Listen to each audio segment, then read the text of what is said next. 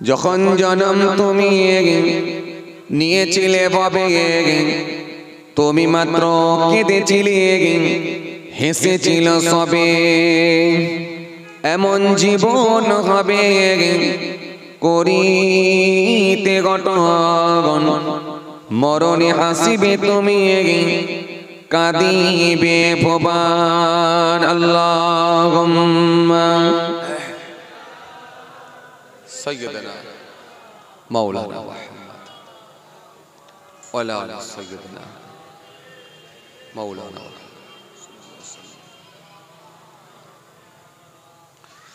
उनका दर चुमका सिला मिल गया उनका दर चुमका सिला मिल गया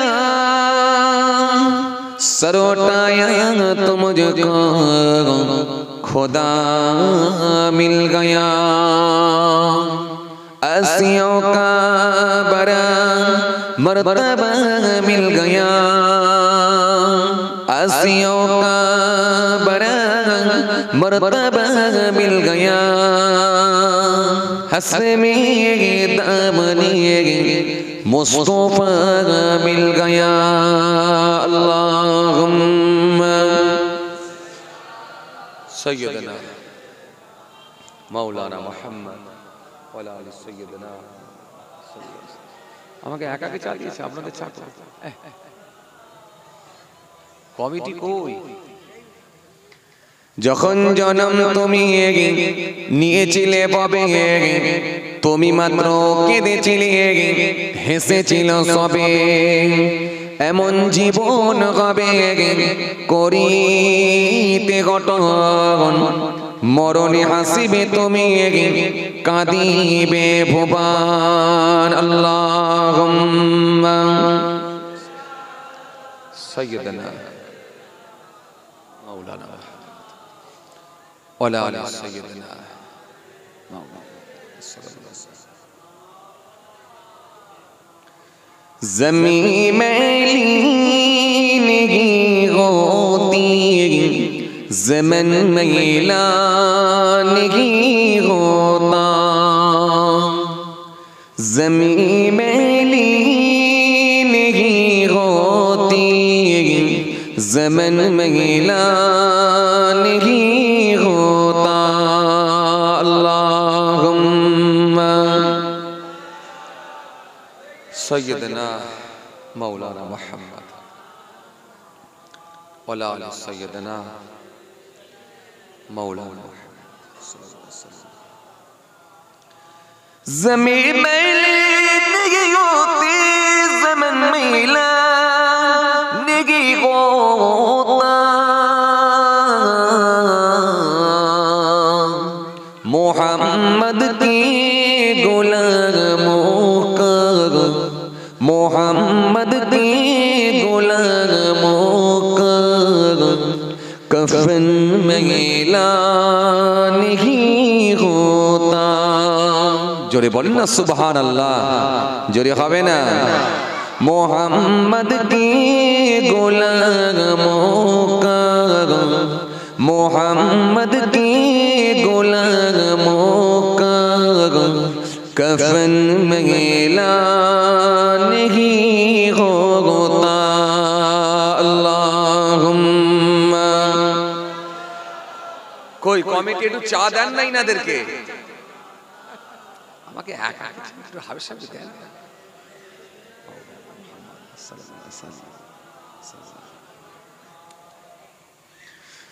আসসালামু আলাইকা আইয়ুহান নবী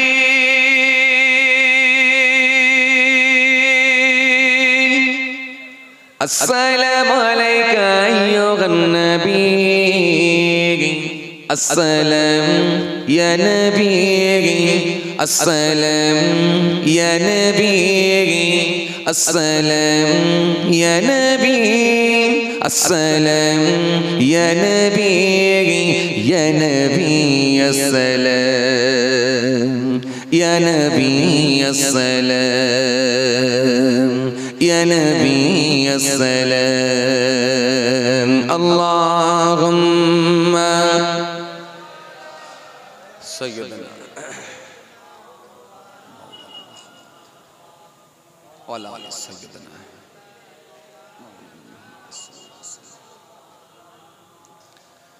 सबसे आला इज्जत वाले वल बहारी ताकत वाले हुर्मत वाले करमत वाले तुम पर लाखों सलाम अस्सलाम या नबी पुरन अस्सलाम या नबी अस्सलाम या नबी अस्सलाम या नबी पुरन अस्सलाम या नबी अस्सलाम या नबी अस्सलाम या नबी अस्सलाम या नबी अस्सलाम या नबी अस्सलाम या नबी या नबी अस्सलाम या नबी अस्सलाम या नबी अस्सलाम अल्लाहुम्मा सय्यदना मौलाना मुहम्मद वला आलि सय्यदना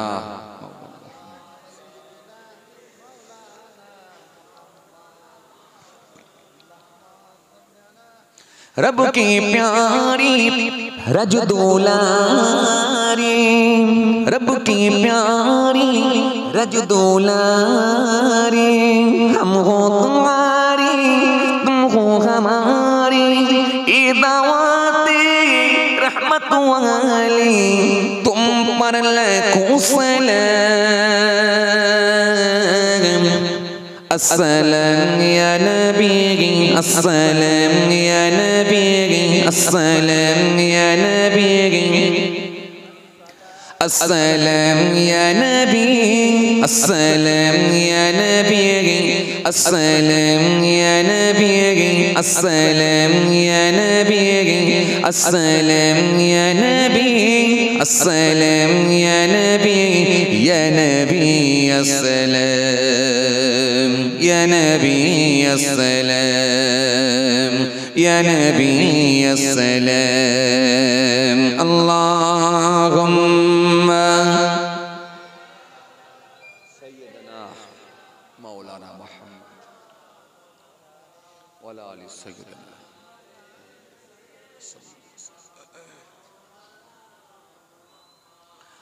वक़ाल अल्लाहु ताला फी कलामिहिल मजीद वल फुरक़ानिल हमीद इन्नल्लाहा यअमुरुकुम अन तुअद्दुल अमानाति इला अहलिहा वइज़ा हकमतुम बैनन्नास अन तहकुमू बिल अदल इन्नल्लाहा नि'म्मा य'iज़ुकुम बिही इन्नल्लाहा काना समीअन बसीरा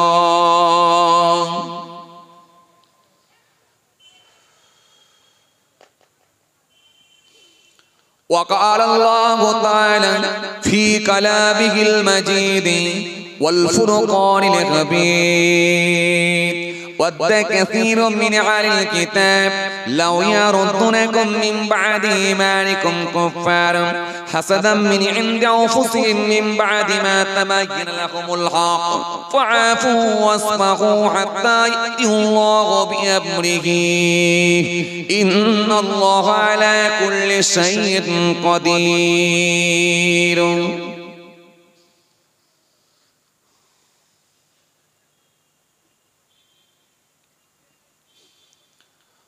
वक़ाल नबी सल्लल्लाहु अलैहि वसल्लम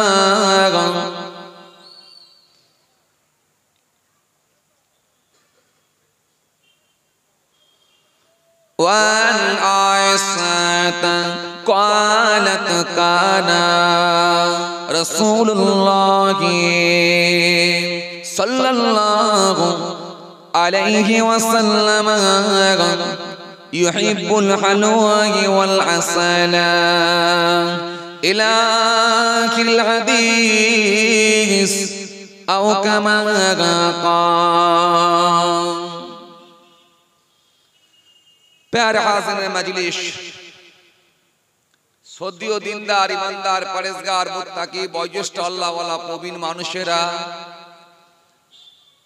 আজকের মাহফিলে বসে থাকা আমার যুবক সাথী মহব্বতের ভাইরা, আজকের মাহফিলে বসে থাকা আমাদের ঘরের সন্তানেরা, আমার ছোট ছোট ভাই বোনেরা, আজকের মাহফিলে আগত বিশিষ্ট ব্যক্তিরা, হাফেজে কোরআন, উলামায়ে কেরাম, আল্লাহ পাকের হাজী বান্দা গণেরা, খাস করে এই মহল্লার ইমাম, আমাদের সকলের কাছে সম্মানীয় ব্যক্তি, শ্রদ্ধার পাত্র মোহতারাম ইমাম সাহেব ভাই,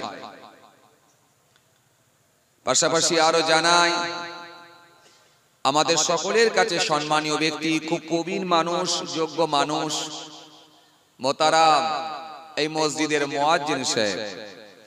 সার্বিকভাবে সকলকে সালাম মোবারকবাদ জানিয়ে খুব অল্প সময় সংক্ষিপ্ত কিছু বয়ান, পাশাপাশি আরো জানাই আজকের এই মহতী সভার আমাদের সম্মানীয় মোহতারাম সভাপতি সাহেব সহ সকল সদস্য ভাইয়েরা, যাদের প্রচেষ্টায়, যাদের চেষ্টায়, মহান আল্লাহ পাকের কৃপায় প্রতি বছরের ন্যায় বছরও এই মাহফিল আল্লাহ করিয়ে নিয়েছেন। সত্যি মাহফিল দেখলে জান ঠান্ডা হয়ে যায়, কোনো দিকে ত্রুটি নাই। যেমন লাইটিং করেছেন তেমন প্যান্ডেল, কি বিশাল প্যান্ডেল, তেমন স্টেজ, কোনো দিকে ত্রুটি নাই, মাশাআল্লাহ আলহামদুলিল্লাহ। তো যাই হোক, সবই ঠিক আছে, লোকজন যদি আরেকটু ভালো লাগতো, যদি বাড়তো, যাই হোক পরের পর হয়তো হতে পারে। আর সবাই তো আর আসতে পারবে না, নসিবে না থাকলে কিছু করার নাই, কথা ঠিক কিনা ভুল বল জি? টাকা থাকলে সবার হজ হয় না, যাদেরকে আল্লাহ নিয়ে যাবেন, আল্লাহর দয়া যাদের উপরে হবে তারাই হজ নসিবে হবে। অনেকে দেখবেন আর্থিক অবস্থা তেমন স্বচ্ছ নয়, কিন্তু হজ করে চলে এসেছে। আবার দেখবেন কোটি কোটি টাকার মালিক, হজ নসিবে হলো না, খালি বলছে যাবো যাবো যাবো, সামনে মেয়েটার বিয়ে আছে, বিয়েটা হলে যাব, সামনে 1 বিঘে জমি কিনেছি, রেস্টি হলে যাব, একটা ভেরি করেছি, ওই মাছটা উঠে গেলে যাব। এই যাবো যাবো করতে করতে আল্লাহ বলছে তোকে আর যেতে হবে না, তুই আমার কাছে চলে আয়, মানে মাটির নিচে চলে আয়। কি বললেন? মানে শেষ। তো এই জন্য সবার নসিবে হয় না, যার উপরে আল্লাহ রাজি তাকে এই মাহফিলে বসার সুযোগ আল্লাহ করে দেন। তো যাই হোক, আমরা বেশ কিছু মানুষ এক জায়গায় বসেছি, কিছু মানুষ হয়তো একটু ছড়িয়ে ছিটিয়ে আছি, কারণ হয়তো বেশিক্ষণ থাকার প্ল্যান নাই বলি হয়তো ছড়িয়ে ছিটিয়ে আছি। কি বলেন আপনারা যারা একটু ছড়িয়ে ছিটিয়ে আছি? কি গো জ্যাকেটওয়ালা ভাই, ফার্স্ট গিয়ার না ব্যাক গিয়ার, কিছু একটা বলো, কেন ওই রকম করে কষ্ট মষ্ট করে বসে থাকা মানে বেশিক্ষণ থাকার প্ল্যান নেই, বুঝতে পারছি। আর না হলে হয়তো আর একটা কারণ হতে পারে, অনেক কষ্ট করে বুট পরেছে, বুট খুলতে অনেক সময় লাগে, এটা একটা কারণ, এই জন্য হয়তো বসতে চাই না। যাক যাক, আর খোলাখুলির দরকার নেই, যা হয় একটু বসি তারপরে বেরিয়ে যাব। তো যাই হোক ভাইরা আমার, আরবিতে একটা কথা আছে, প্রত্যেকটা জিনিস তার আসলের দিকে ফিরে যাবে। এজন্য কাউকে এখানে জোর করে বসানো যাবে না, আর জোর করে কোনো জিনিসটা হয়ও না, কারণ যে যেমন ব্যক্তি সে ঠিক সেই জায়গায় পৌঁছে যাবে, প্রত্যেকটা জিনিস তার আসলের দিকে ফিরে যাবে। তো যাই হোক, চলুন, আপনারা জ্ঞানীগুণী মানুষ, শিক্ষিত মানুষ, বুদ্ধিজীবী মানুষ, ধার্মিক মানুষেরা এসেছেন। আপনাদের সামনে আমার আর খুব বেশি আলোচনা করতে হবে এমনটা নয়, তবে চলেন, এসেছি যখন সংক্ষিপ্ত কিছু বয়ান করি, কারণ জলসা মাহফিলটা এত অত্যাধিক হচ্ছে, মানুষ আর এরকম মাহফিল হলে যেতে চায় না, খালি একটাই কথা মনে মনে করে বা বলে যে আমার সব জানা আছে, সব জানা। জি, চায়ের দোকানে বিড়ির টান দিচ্ছে আর বলছে ও সব আমার জানা আছে। এই যে সব জানা আছে, এই যে মগজে ঢুকেছে, যার কারণে সেই রকম মাহফিলগুলোতে যায় না। আর একটা মাহফিলও যদি না যায় তো জানবে কোথা থেকে? ও তার মানে কিছুই জানে না, এখনো পর্যন্ত গোসলের ফরজটা পর্যন্ত শিখতে পারলো না, ও আবার বলে সব আমার জানা আছে। কথা বুঝতে পারছি, করার কিছু নেই, এখন পাবলিক অন্যরকম হয়ে গেছে। তো যাই হোক, আস্তে আস্তে সাবজেক্টের দিকে এগিয়ে যাই। আসেন, আল্লাহ রাব্বুল আলামিন বলছেন আমার কাছে মনোনীত ধর্ম, শ্রেষ্ঠ ধর্ম, সেটা হলো ইসলাম ধর্ম। সেটা হলো ইসলাম ধর্ম। কোরআন তাই স্পষ্ট ঘোষণা দিচ্ছে, ইন্নাদ দীনা ইনদাল্লাহিল ইসলাম। আল্লাহ বলেন আমার কাছে মনোনীত ধর্ম, শ্রেষ্ঠ ধর্ম, সেটা হলো ইসলাম ধর্ম। এই ইসলাম ধর্মটা এমন একটা ধর্ম, এর সার্কেল কিন্তু অনেক বড়। যদি কেউ মনে করে আমি মুখে দাড়ি রেখেছি, 5 ওয়াক্ত নামাজ পড়ছি, তার মানে আমি ধর্ম কমপ্লিট করে ফেলেছি, আসলে কিন্তু তা না। এর সার্কেল অনেক বড়। আপনি যেমন নামাজ পড়বেন, মুখে দাড়ি রাখবেন, আওকাত থাকলে হজ করবেন, যাকাত দেবেন, রোজার মাসে রোজা রাখবেন, অনুরূপ ভাবে আপনার মা বাপ থাকলে পিতা মাতার সঙ্গে ভালো আচরণ করবেন, আত্মীয়ের সঙ্গে সুসম্পর্ক রাখবেন, এতিম মিসকিনের সঙ্গে ভালো ব্যবহার করবেন। জি, বাড়িতে দাস দাসী থাকলে তাদের সঙ্গে ভালো ব্যবহার করবেন, প্রতিবেশীর সঙ্গে ভালো ভাষায় কথা বলবেন, প্রতিবেশীর সঙ্গে মার্জিত ভাষায় কথা বলবেন, আত্মীয়ের সঙ্গে সুসম্পর্ক রাখবেন, বড়দেরকে শ্রদ্ধা করবেন, ছোটদেরকে স্নেহ করবেন, ব্যবসা করলেও সেটাও কিন্তু হক ভাবে করবেন, ন্যায়ের উপরে করবেন। এই একটা একটা করে পজিটিভ আয়াতগুলো আল্লাহ দিয়েছেন, সব কটাই কিন্তু আপনাকে মানা লাগবে। অনুরূপ ভাবে আপনাকে নেগেটিভ কাজগুলো ছাড়তে হবে। যেমন আপনার বাড়িতে আর বন্ধন থাকবে না, আপনি আর সুদের সঙ্গে সম্পৃক্ত হতে পারবেন না, লটারির টিকিট কাটতে পারবেন না, বিড়ি খেতে পারবেন না, মিথ্যা বলতে পারবেন না, মানুষের সঙ্গে গালাগালি করতে পারবেন না, খারাপ আচরণ করতে পারবেন না, লোকের সঙ্গে প্রতারণা করতে পারবেন না, মানুষকে ঠকাতে পারবেন না, ইত্যাদি ইত্যাদি নেগেটিভ কাজগুলোকেও কিন্তু বর্জন করতে হবে, ছেড়ে দিতে হবে।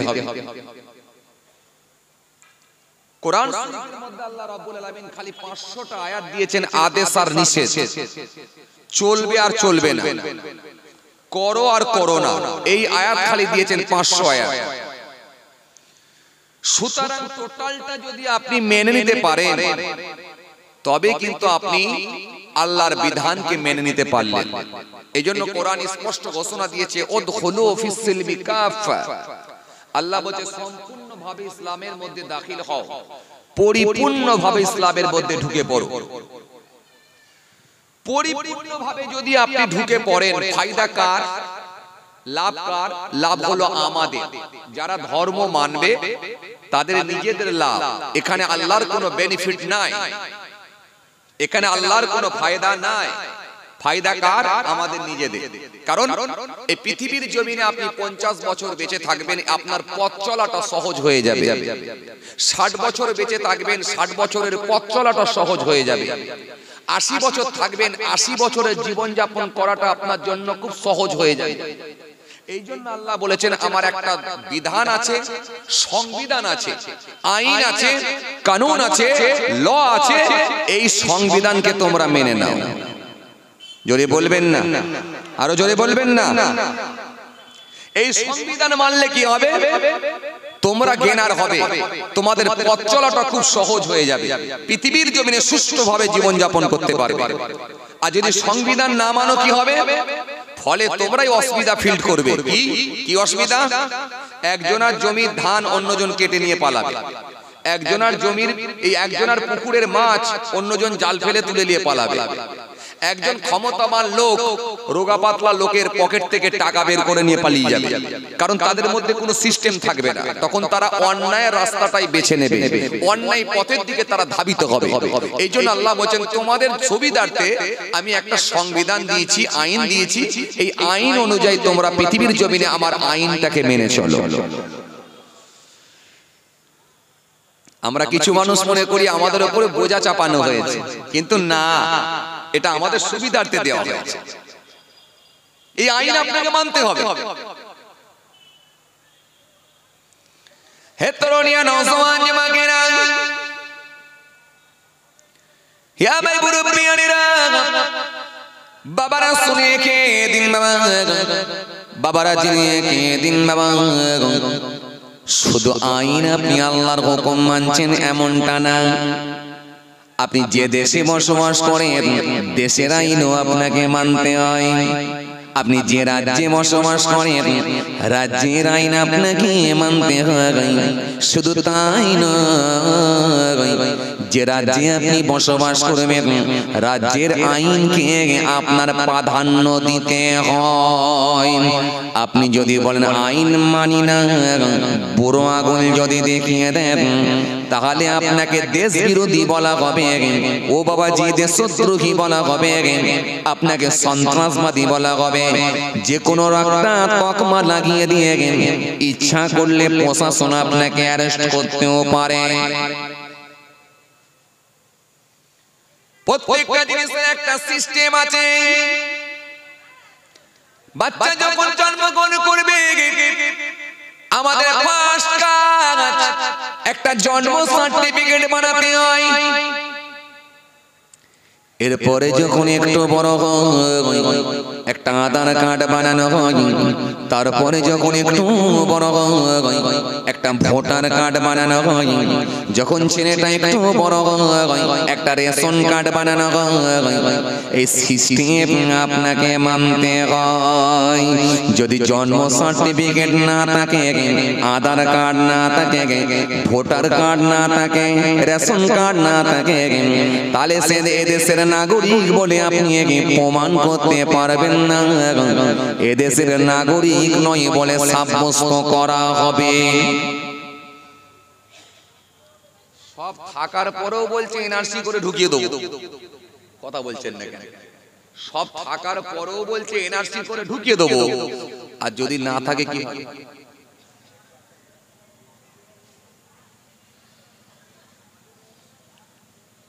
এই জন্য বাচ্চা যখন জন্মগ্রহণ করে ফার্স্ট কাজ আমাদের একটা জন্ম সার্টিফিকেট বানাতে হয়।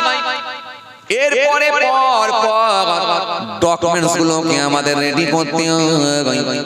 যদি ছেলের আকিকা নাও দেওয়া হয়, কিছু মানুষ মনে করে সমস্যা না, তাহানিক যদি নাও করা হয়, কিছু মানুষ মনে করে সমস্যা নাই।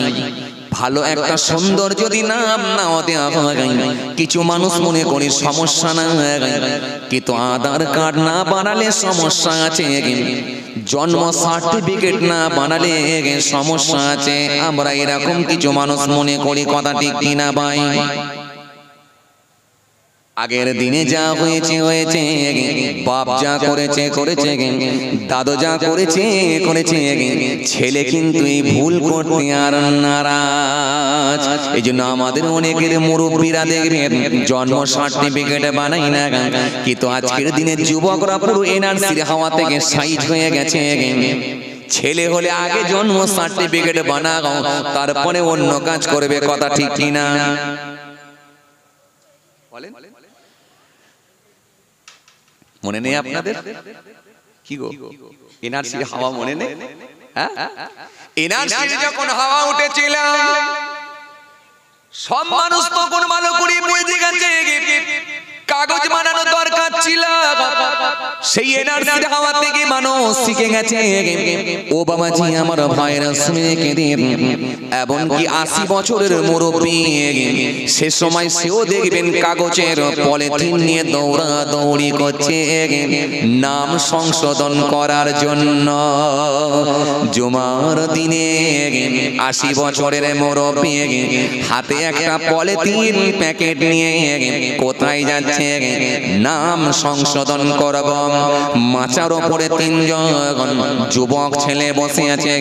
জিজ্ঞাসা করলাম, ও চাচা এই দুপুর বেলায় কোথায় যাচ্ছ? কোথায় যাচ্ছ? জুমার নামাজ আছে, এই সময় কোথায় যাচ্ছ? চাচা সেই সময় বলল, বাবা বিডিও অফিসে আজকে আমার ডাক হয়েছে, নামটা সংশোধন করতে যাচ্ছি। তখন যুবক ছেলেগুলো একটু মুচকি হেসে বলল, চাচা তোমারও নাম আবার ভুল হয়েছিল নাকি? বলে, খোকা নাকি শুনছি এনআরসি হবে, ওই জন্য নামটা সংশোধন করতে করতে যাচ্ছি। তখন যুবক ছেলেগুলো বলল, চাচা তোমার আবার কি নাম ভুল হয়েছিল বলো। চাচা তখন বলল, হে ছেলে শুনে রেখে দেখো, আমার নাম হলো আব্দুল জব্বার, আর আধার কার্ডে হয়ে গেছে শুধু বুধবার।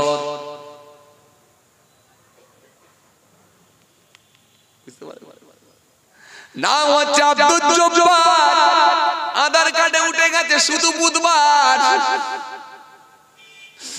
চল বিডি অফিসে যাই একবার, নাম হচ্ছে শুধু বুধবার। তাহলে 80 বছরের চাচারও ভেতরে ভয় ঢুকে আছে, সেটা হলো এনআরসির ভয়। তাহলে 80 বছরের চাচার ভেতরে যদি এনআরসির ভয় থাকে, তাহলে বলো আজকের যুবকগুলো যারা এই রিসেন্ট বিয়ে করেছে, সন্তানের বাবা হয়েছে, সে কি আর ভয় পাবে কি পাবে না? এই জন্য আগে সে জন্ম সার্টিফিকেট বানিয়ে ফেলে। আকিকা হোক নাই হোক সেটা পরের কথা, ওটা নিয়ে এত চিন্তা করে না। সুন্দর একটা নাম দেবো কি দেবো না সেটা নিয়ে টেনশন নাই না, ওই জায়গা একটা রেখে দেবো। তাহলিক করাবো কি করাবো নি ওটা নিয়ে কোনো টেনশন নাই। তাহলিক করাবো কি করাবো নি সেটা নিয়ে কোনো টেনশন নাই। বাচ্চাকে ধর্মীয় শিক্ষা দিতে হবে কি হবে নি ওটাও নিয়েও ভাবে নাই। খালি একটা ভাবছে টাইমে জন্ম সার্টিফিকেটটা করতে হবে, না হলে যদি এনআরসি হয়ে যায় বিপদ হবে। এরপরে একটু যখন বড় হয়ে গেল, এই ছেলেরা দাঁড়িয়ে লাভ নাই, বসো না হলে খসো, যেরকম একটা বেছে নাও। তোমরা একটু গাড়ি দেখে পালিয়ে যাবে, কি দেখতে এসছো? ক্রিকেট খেলা নাকি? হ্যাঁ, ব্যাটসম্যান কি খুব জোর ছক্কা মারছে নাকি? দুটো ছক্কা মারা দেখে পালিয়ে যাবে? ওরম সিস্টেম নাই আমার, হয় বসো নাহলে খসো। তবে একটা কথা বলি শোন, একটা কথা বলি শোন, কি বলতো, দাঁড়িয়ে থাকার থেকে বসে পড়া ভালো, আর চলে যাওয়ার থেকে দাঁড়িয়ে থাকা ভালো। কিছু মনে বুঝতে পারেন না আপনারা? না, দাঁড়িয়ে থাকার থেকে বসে পড়া ভালো, কেন অনেকক্ষণ দাঁড়াতে হবে, আর চলে যাওয়ার থেকে দাঁড়িয়ে থাকা ভালো। যদি বলো চলেই যাও তো দাঁড়াও। আসেন আমি আপনাদেরকে কি বুঝাতে চাইছিলাম খেয়াল করে। তাহলে এই যে জন্ম সার্টিফিকেট বানানো হলো, এরপরে বাচ্চা যখন একটু বড় হয়ে গেল, তার একটা আধার কার্ড হয়ে গেল, একটা রেশন কার্ড বানানো হলো, এরপরে পরিচয় পত্র বানানো হলো।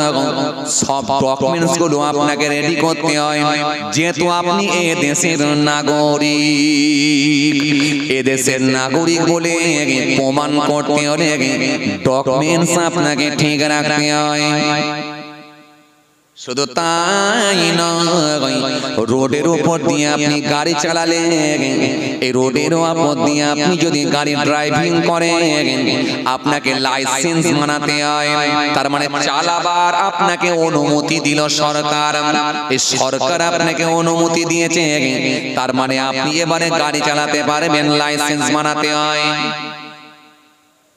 যে গাড়িটা আপনি চালাবেন ওই গাড়িটার পেপার গুলো, কাগজগুলো সব আপডেট হতে হবে। ওই গাড়িটার কাগজ রেডি থাকতে হবে, তার ট্যাক্সের কাগজ আপডেট হবে, পলিউশন আপডেট হবে, ইন্স্যুরেন্স আপডেট হবে, সব কাগজগুলো আপডেট হবে, এবং আপনার নামে গাড়ি থাকতে হবে, তবে আপনাকে পারমিশন দেওয়া হলো রোডের উপর দিয়ে গাড়ি চালাও।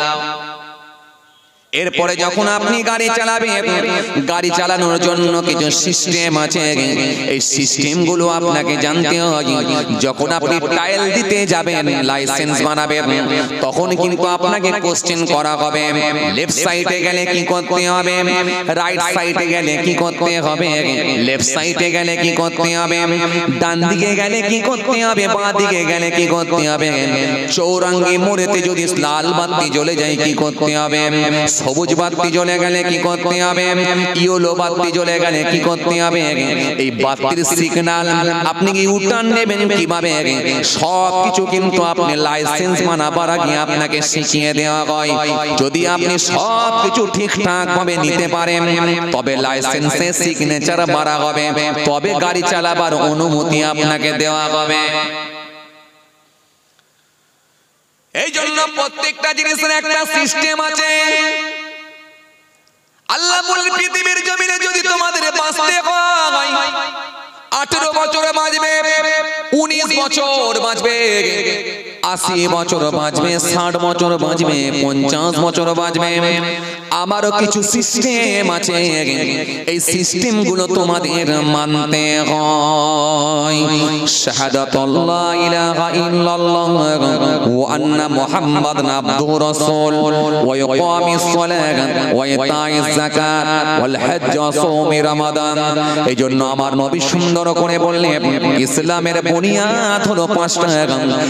এক নাম্বার হলো সেটা হলো ঈমান, দ্বিতীয় নাম্বার 2 নাম্বার হলো শাহাদাতুল্লাহ ইলাহা ইল্লাল্লাহ ওয়া আন্না মুহাম্মাদান আবদুহু রাসূল ওয়া ইকামিস সালাত, তৃতীয় নাম্বার হলো সালাত, নামাজ আদায় করা।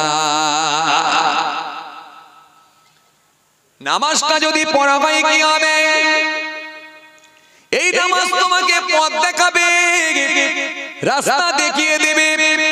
জোহরের নামাজ যখন তুমি আদায় করে নেবে, জোহর থেকে নিয়ে আসর পর্যন্ত মাঝখানে কিছু সময় বিরতি দেবে।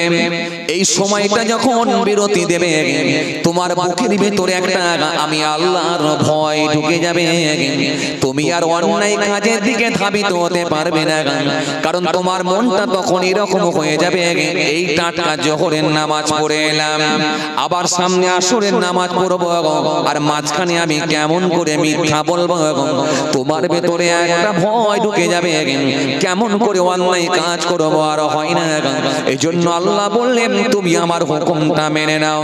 আসর থেকে নিয়ে যখন মাগরিব পর্যন্ত, এই আসর থেকে নিয়ে মাগরিব পর্যন্ত মাঝখানে একটা ছোট গ্যাপ পাবে, বিরতি দেবে। এই বিরতি দেওয়ার সময়টা ও বান্দা শুনে রেখে দেখো, লটারির টিকিট কাটতে গেলে তোমার বুকের ভেতরে একটা ভয় ঢুকবে, কেমন করে আমি লটারির টিকিট কাটবো। এই টাটকা আসরের নামাজ পড়েছি, এবারে মাগরিবের নামাজ পড়বো, আমি আল্লাহর দরবারে কি মুখ দেখাবো। তোমার ভেতরে একটা ভয় কাজ করবে। এটা 1 দিন 2 দিন 3 দিন 4 দিন ধরে পড়তে পড়তে দেখবে একদিন তুমি সমস্ত অন্যায় কাজগুলো থেকে বেরিয়ে এসে আমি আল্লাহর মনোনীত বান্দা হয়ে যাবে।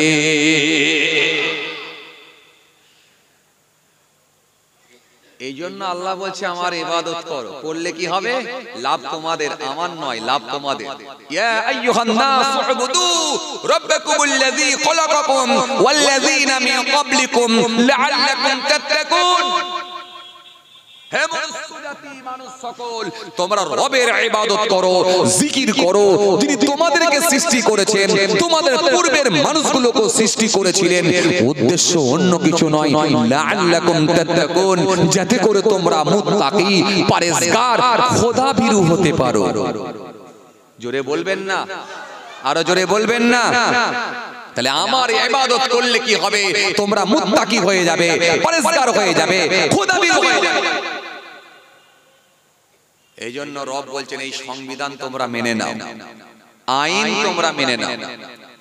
এবারে আইন যে মানবে, এই আইন যে মানবে, এই যে ডিসিপ্লিন তোমরা মেনে নেবে, এই রাস্তাটা দেখাবে কে? রাস্তাটা অন্য কেউ নয়।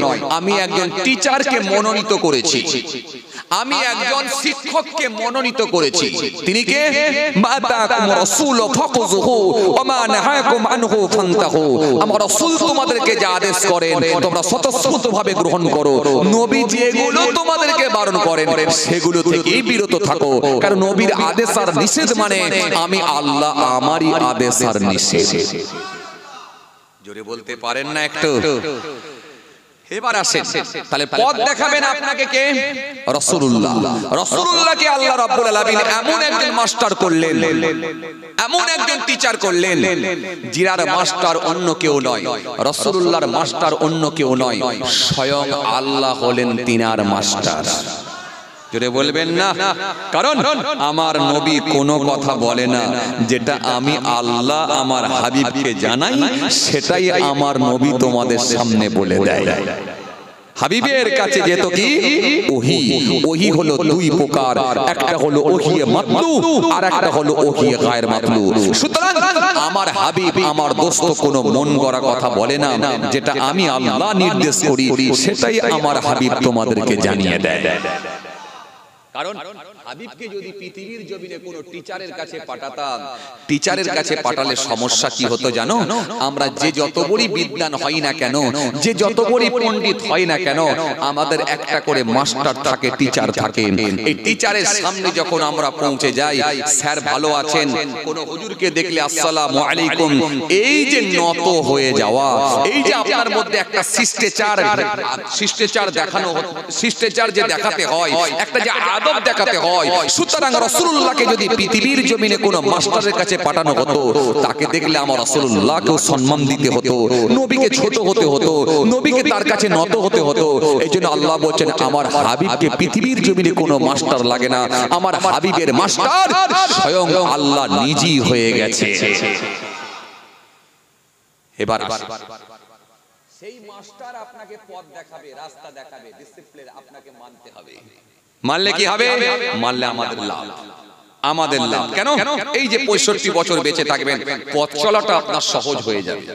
এই যে 80 বছর বেঁচে থাকবেন, পথ চলাটা আপনার জন্য খুব সোজা হয়ে যাবে। এই যে 50 বছর বেঁচে থাকবেন, রাস্তাটা আপনি খুব সহজ ভাবে আপনি হাঁটতে পারবেন, সহজ রাস্তাটা খুঁজে পেয়ে যাবেন। কারণ রাসূলুল্লাহ আপনাকে সব দিয়ে গেলেন। খাবেন কিভাবে দিয়ে গেলেন, হাঁটবেন কিভাবে দিয়ে গেলেন, কথা বলবেন কিভাবে দিয়ে গেলেন, বড়দের সঙ্গে কেমন ব্যবহার করবেন দিয়ে গেলেন, ভাত খাবেন কিভাবে দিয়ে গেলেন, চুল কাটবেন কিভাবে দিয়ে গেলেন, পথের ধারে বসবেন কিভাবে দিয়ে গেলেন, ব্যবসা করবেন কিভাবে দিয়ে গেলেন। এই যে টোটালটাই আমার নবী কিন্তু আপনাকে শিখিয়ে দিয়েছেন। একটা মানুষের পৃথিবীর জমিনে জীবন যাপন করার জন্য যা যা দরকার প্রয়োজন সব আমার রাসূলুল্লাহ কিন্তু তোমাদেরকে দিয়ে দিয়েছে। এবার রাসূলুল্লাহ সাল্লাল্লাহু আলাইহি সাল্লাম দুটো লাইন বের করে দিয়েছেন, একটা হলো পুরুষদের জন্য আর একটা হলো মহিলাদের জন্য। মহিলাদের জন্য একটা লাইন, পুরুষদের জন্য একটা লাইন, দুটো পার্ট, একটা পুরুষদের একটা মহিলাদের। এই দুটো পার্টকে সামনে রেখে আমি একটুখানি আলোচনা করব। এই যে দুটো পার্ট, একটা হলো মহিলাদের আর একটা হলো পুরুষদের। একটা পুরুষ মানুষের করণীয় কাজ কি? হাদিস পাকের মধ্যে এসেছে, আল্লাহ কোরআনের মধ্যে বলেছেন ওয়াবুদুল্লাহ ওয়া লা তুশরিকু বিহি শাইয়্যা ওয়া বিল ওয়ালিদাইনি ইহসান ওয়া বিযিল কুরবা ওয়াল ইয়াতামাল মাসাকিন ওয়াল জারিল কুরবা ওয়াল জারিল জুনুব ওয়া সাহিবিল জানবি ওয়া ইবনিস সাবিল আমা মালাকাত ঈমানুকুম ইন্নাল্লাহা লা ইউহিব্বু মান কানা মুখতালান ফাখুরা।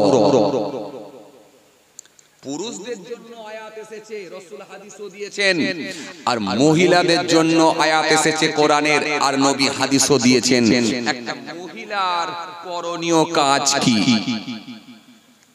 চলুন আগে মহিলার করণীয় কাজ কি এই পাঠটা নিয়ে একটু তুলে ধরি, তারপরে আমি পুরুষের পাঠটা একটু তুলে ধরব। আসে, কারণ সংবিধান মানলে কাদের লাভ, আমি এটাই বোঝাতে চেয়েছি, আমাদের লাভ। এই যে সংবিধান মানলে আমাদেরই লাভ আছে। আপনি ব্যবসা করার সিস্টেম শিখে যাবেন, আপনি খাওয়ার সিস্টেম শিখে যাবেন, রাস্তায় হাঁটার সিস্টেম শিখে যাবেন, সব কিছু সিস্টেম যখন শিখে যাবেন, পৃথিবীর জমিনে একটা সুষ্ঠু সমাজ তৈরি হবে, সুষ্ঠুভাবে আপনি জীবন যাপন করতে পারবেন, কোনো অন্যায় কাজ প্রতিষ্ঠিত হবে না। এই যে যে দেশের সংবিধান মানে সে দেশে অন্যায় হয় না। আপনি যান, আপনাকে আমি একটা দৃষ্টান্ত দিতে পারি। যান আপনি মক্কা শরীফে চলে যান, সোনার মক্কা শরীফে চলে যান, সোনার মদিনা শরীফে চলে যান, সোনার মক্কা শরীফে চলে যান। নাম শুনেছিলাম, দেখিনি, আল্লাহ নিয়ে গিয়েছিলেন, দেখে এসেছি। যারা হাজি সাহেব আছেন তারাও আপনারা দেখে এসেছেন সোনার মক্কা শরীফ, মদিনা শরীফ। অথচ যে দেশে সারা পৃথিবীর মানুষের আসা যাওয়া আনাগোনা, আপনি আমেরিকার মানুষ পাবেন, রাশিয়ার মানুষ পাবেন, জার্মানের মানুষ পাবেন, জাপানের মানুষ পাবেন, শিলংয়ের মানুষ পাবেন, লন্ডনের মানুষ পাবেন, আফগানিস্তানের মানুষ পাবেন, পাকিস্তানের মানুষ পাবেন, ভারতের মানুষ পাবেন, বাংলাদেশের মানুষ পাবেন। সারা পৃথিবীর মানুষ মক্কা শরীফে যায়। জোরে বলবেন না? সারা পৃথিবীর মানুষের আনা গোনা আসা যাওয়া মক্কা শরীফে। আপনি অবাক হয়ে যাবেন। এরপরেও কিন্তু মক্কা শরীফের মানুষেরা এত সিস্টেম ওয়াইজ চলে, সেখানে একটা কোনো অন্যায় কাজ হয় না। আপনি অবাক হয়ে যাবেন, অবাক হয়ে যাবেন। একটা জুতো পর্যন্ত চুরি হবে না, একটা জুতো পর্যন্ত চুরি হবে না। অথচ সারা পৃথিবীর মানুষ আসছে। আমার দেশে ছোট্ট একটা পানের দোকানদার, হাই রে হাই, একটা ছোট পানের দোকানদার, সেও দুপুরবেলা যদি বলে 1 লিটার পানি আনতে যাব কল থেকে, তাও চিন্তা করে দোকানে কাকে বসিয়ে রেখে যাব, কারণ ওখান থেকে যদি মাল ঘাবলা হয়ে যায়। কি বলেন আপনারা?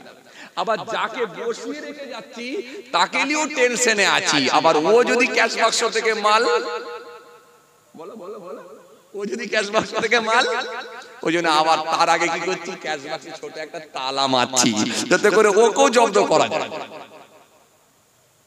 একটা ছোট পান দোকান, তার টেনশন কত, সামান্য 200 টাকা 250 টাকা ক্যাশ বাক্সে পড়ে আছে, সে চিন্তা করছে ও মালটাও বেরিয়ে যাবে। বিশ্বাসের জায়গা পুরো শেষ, বিশ্বাসের জায়গা পুরো শেষ, বিশ্বাসের জায়গাটা পুরো নষ্ট হয়ে গেছে। কাকে বিশ্বাস করব? কথা বলো, কাকে বিশ্বাস করব?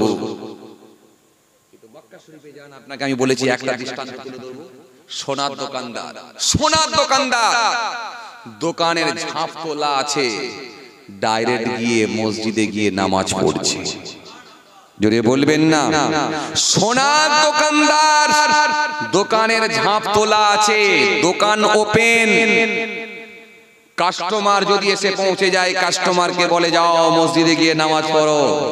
দোকানদারও মসজিদে যায়, কাস্টমারও মসজিদে যায়, দোকানে ঝাঁপ তোলা আছে, চুরি করার মতো হিম্মত কারোর নাই। একবার যদি আজান হয়ে যায়,